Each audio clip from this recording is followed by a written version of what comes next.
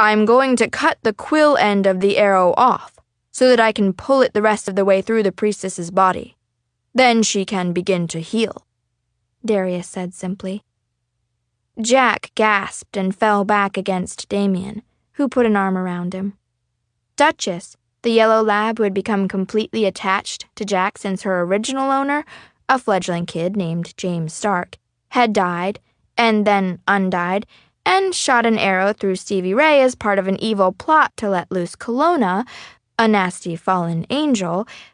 Yes, looking back on it, I see that it's complex and even kinda confusing, but that seems to be typical for evil plots. Whined and leaned against his leg. "Oh, Jack and Damien are a couple, which means they're gay teenagers. Hello, it happens. More often than you'd expect. Wait, scratch that. It happens more often than parents expect. Damien, maybe you and Jack could, go back to that kitchen you found and see if you can whip up something for us to eat," I said, trying to think up things for them to do that didn't include staring at Stevie Ray. "I'll bet we'd all feel better if we ate something." "I'd probably puke," Stevie Ray said. "That is, unless it's blood." She tried to shrug apologetically, but broke off the movement with a gasp and turned even whiter than her already totally pale complexion.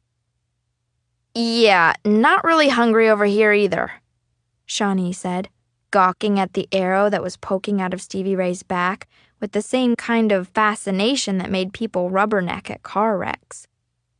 "Ditto, twin," Erin said. She was looking everywhere but at Stevie Ray. I was just opening my mouth to tell them I really didn't care if they were hungry or not. I just wanted to keep them busy and away from Stevie Ray for a while, when Eric Knight hurried into the room. "Got it," he said. He was holding a really old combo CD cassette radio that was humongous. It was one of those things they used to call boom boxes way back in the day, like the 1980s. Without looking at Stevie Ray, he set it on the table that was close to her and Darius and started fiddling with the ginormic, glaringly silver knobs, muttering that he hoped it could pick up something down here. "Where's Venus?" Stevie Ray asked Eric.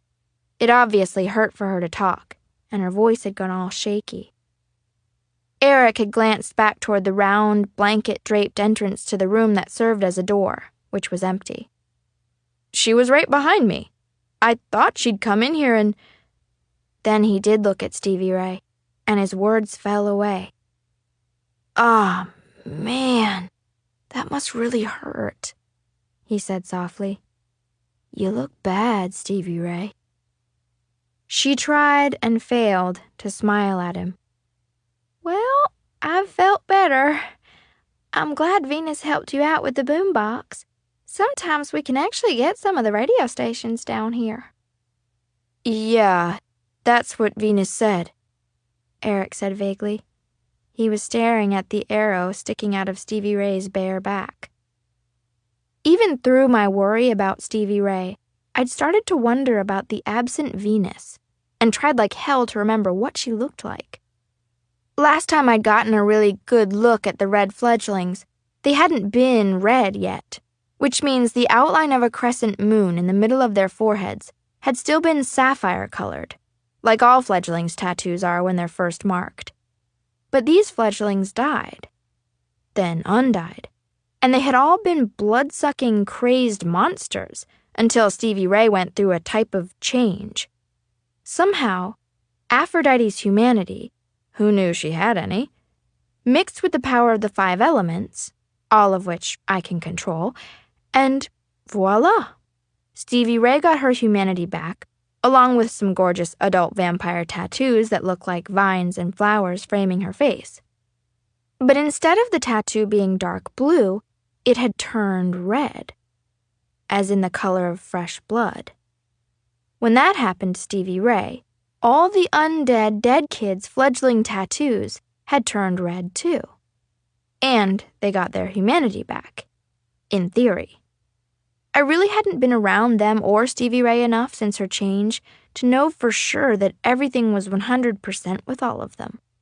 Oh, and Aphrodite lost her mark, totally. So she's supposedly human again, even though she still has visions. All of this explains why the last time I'd spent any time with Venus, she was more than kinda disgusting looking, since she was very nastily undead. But now she'd been fixed. Or at least sort of. And I knew that she'd hung with Aphrodite before she died. And undied. Which means she had to have been totally gorgeous because Aphrodite didn't believe in ugly friends. Okay, before I sound like an uber-jealous freak, let me explain. Eric Knight is to die for hot, in a Superman Clark Kent kind of way. And, to carry through with the superhero analogy, he's also talented and, honestly, a good guy. Vampire. Recently changed vampire at that. He's also my boyfriend. Ex-boyfriend. Recently ex-boyfriend at that. Sadly, that means I'm going to be ridiculously jealous of anyone, even one of the kind of freaky red fledglings, who might be catching too much of his interest. Too much equals any. Darius's businesslike voice had thankfully interrupted my inner babbling. The radio can wait. Right now, Stevie Ray must be attended to. She will need a clean shirt and blood as soon as I get through with this.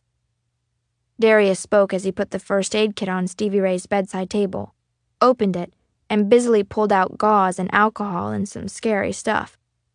That had definitely shut everybody up. You know I love y'all like white bread, don't you?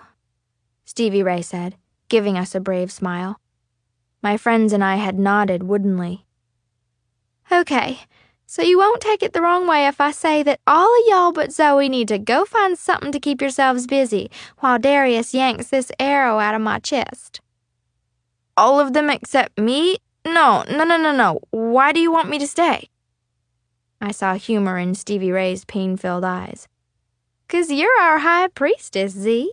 You gotta stay and help Darius.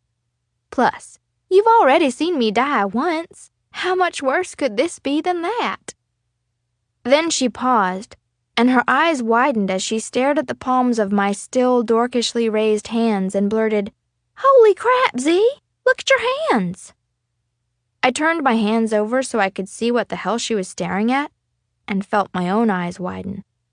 Tattoos spread across my palms.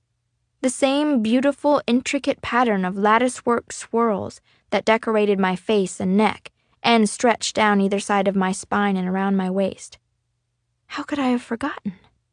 I'd felt the familiar burning flash across my palms as we all escaped into the safety of the tunnels. I had realized then what that burning meant. My goddess, Nyx, the personification of night, had marked me again as exclusively hers, had set me apart again from all the other fledglings and vampires in the world. No other fledgling had a filled-in, expanded mark. That only happened after a kid went through the change.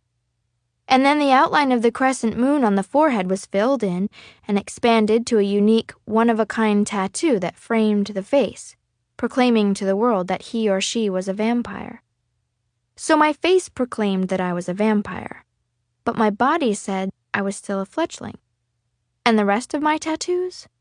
Well, that was something that had never happened before. Not to a fledgling, and not to a vamp. And even now, I wasn't 100% sure what it meant. Wow, Z, they're amazing. Damien's voice came from beside me. Hesitantly, he touched my palm. I looked up from my hands to his friendly brown eyes, searching them for any trace of a change in the way he saw me. I looked for signs of hero worship or nervousness or, even worse, fear. And what I had seen was just Damien, my friend, and the warmth of his smile. I felt it happening before, when we first got down here. I guess I just forgot, I said. That's our Z, Jack said. Only she could forget something that's practically a miracle. More than practically, Shawnee said. But it's a Zoe miracle. They happen pretty much all the time, Aaron said matter-of-factly.